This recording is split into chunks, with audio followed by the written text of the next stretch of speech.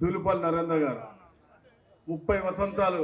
కానీ ఈరోజు కూడా రాజకీయంలో 30 ఏళ్ళ కుర్రవాడిలాగా ఎప్పుడు కూడా మా అందరికంటే కూడా చురుగ్గా ఉంటూ ఎక్కడ చంద్రబాబు నాయుడు గారు ఎక్కడ చిన్న సమస్య వచ్చినా కూడా తప్పకుండా వెన్నుదన్నుగా నేను ఉంటానని చెప్పి రాజకీయ ప్రస్థానం మొత్తం కూడా పార్టీకి కష్టపడి ఈ స్థాయికి తీసుకొచ్చిన గొప్ప వ్యక్తి.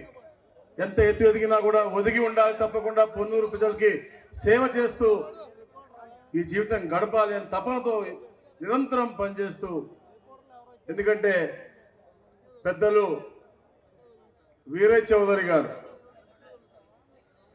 మాకు వారు పరిచయం లేనప్పటికీ కూడా మా ప్రాంతంలో పాడి పరిశ్రమ అంతా కూడా అభివృద్ధి చెందాలని చెప్పేసి ఆ రోజున పాడి పరిశ్రమ సమైక్యకి అధ్యక్షుడిగా ఉంటాం, దాని తర్వాత సంఘం డైరీ అధ్యక్షుడిగా ఉంటాం. వాళ్ళ అబ్బాయి బాగా చదవాలి, ఐఏఎస్ ఆఫీసర్ అవ్వాలని చెప్పి ఐఏఎస్ కోచింగ్కి పంపించడం, దాని తర్వాత కొన్ని కారణం మూలంగా పాప అకాలంగా చనిపోవటం, దాని తర్వాత వీరు ఐఏఎస్ ఆఫీసర్ అవ్వాల్సిన వ్యక్తి ఇక్కడ సంఘం డైరీలో చేరటం, దాని తర్వాత పొన్నూరు ప్రజల సేవలో తప్పకుండా నిరంతరం వీరయ్య చౌదరి గారు ఆశయాలను తీసుకెళ్తా అని చెప్పి లక్ష్యంతో రాజకీయంలో దిగి పొన్నూరు ప్రజల యొక్క ఆశీర్వచనం తీసుకుని ఎప్పుడు కూడా ఈ ప్రాంత అభివృద్ధి కోసం నిరంతరం కృషి చేసుకుంటూ 2004లో ఎప్పుడైతే ఈ అఖండ గుంటూరు జిల్లాలో ఏకైక ఎమ్మెల్యేగా గెలిచి తెలుగుదేశం పార్టీకి అసెంబ్లీలో వాయిస్ ఆఫ్ చంద్రబాబుగా ఉండి ఆ రోజున రాజశేఖర్ రెడ్డి నరేంద్ర నెక్స్ట్ టైం నేను గెలవని రాని అని చెప్పి బెదిరించినప్పుడు కూడా ఎక్కడ కూడా కంగు తినకుండా 2009లో 2 మండలాలు విభజించి పాదయాత్రలో 2 రోజులు ఇక్కడ ఉండి ఓడించాలని ప్రయత్నం చేసినప్పటికి కూడా ఎక్కడ కూడా ఒక వెంట్రుక కూడా పీకలేని విషయంలో 9,000 మెజార్టీతో గెలిచాడు అంటే వారికి పొన్నూరులో ఉన్నటువంటి ఆదరణ అని చెప్పి తెలియజేస్తా ఉన్నాను. రాష్ట్ర విభజన జరిగిన తర్వాత 2014-19లో అద్భుతంగా చంద్రబాబు నాయుడు గారి దగ్గర నుంచి నిధులు తీసుకొచ్చి పొన్నూరు అంతా కూడా సందు కూడా అభివృద్ధిని చూపించిన గొప్ప వ్యక్తి. ఎందుకు గతంలో ఎప్పుడు కూడా ఆ ప్రాంతం అంతా కూడా అభివృద్ధి చూడలేదు. కానీ నరేంద్ర కుమార్ గారు రాజకీయ ప్రస్థానం వచ్చిన తర్వాత పొన్నూరు అభివృద్ధి అయింది.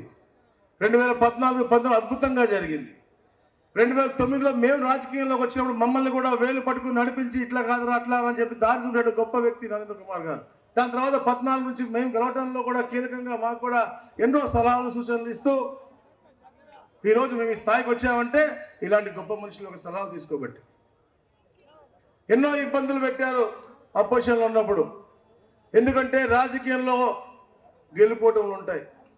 ఒక దొంగ చెప్పిన మాటలు నమ్మి 2019లో ఓడిపోయినప్పటికి కూడా ఎప్పుడు కూడా ప్రజాక్షేత్రంలో ఉండి ప్రజా సమస్యలపై పోరాటం చేస్తూ ప్రజా చైతన్యం తీసుకొస్తూ ఈ రాష్ట్రంలో ఎక్కడా చేయలేని పోరాటాలు పొన్నూరులో చేసిన వ్యక్తి నరేంద్ర గారు. వారికి సహకరించిన ముందు మీ అందరికీ కూడా నేను ప్రత్యేకంగా కృతజ్ఞతలు తెలియజేయాలి. అలా పోరాటం చేస్తూ ఉంటే తప్పకుండా ఇతన్ని పార్టీ అన్న మార్పించాలి, ఏదైనా కామ్ చేయాలని చెప్పేసి ఎన్నో ఒత్తిళ్లు తీసుకొచ్చారు. అలాగే జైలుకు కూడా పంపించిన సంఘటన. ఆ రోజు ఒట్టి పొన్నూరు కాదు, మొత్తం ఆంధ్ర రాష్ట్రం అంతా కూడా రగిలిపోయింది, బాధపడింది. ఎవరైతే పేద ప్రజల కోసం అహర్నిశలు కృషి చేస్తారో అలాంటి గొప్ప వ్యక్తిని అరెస్ట్ చేశారు. 2024లో మనం చూసాం, అఖండ మెజార్టీతో గెలిచి ఈరోజు మళ్ళా మీ అందరి ఆశీస్సులతో మళ్ళా ఈ ప్రాంత అభివృద్ధి కోసం నిరంతరం కృషి చేస్తూ ఉన్నత శిఖరాలు అందుకోవాలని చెప్పి అందరం కోరుకుంటున్నాం. తప్పకుండా రాబోయే రోజుల్లో ఆ శిఖరాలకు తప్పకుండా అందుకుంటారని ఆశించుకుంటా ఉందాం. ఏదైతే సంఘం చైర్మన్ 2013 అయిన తర్వాత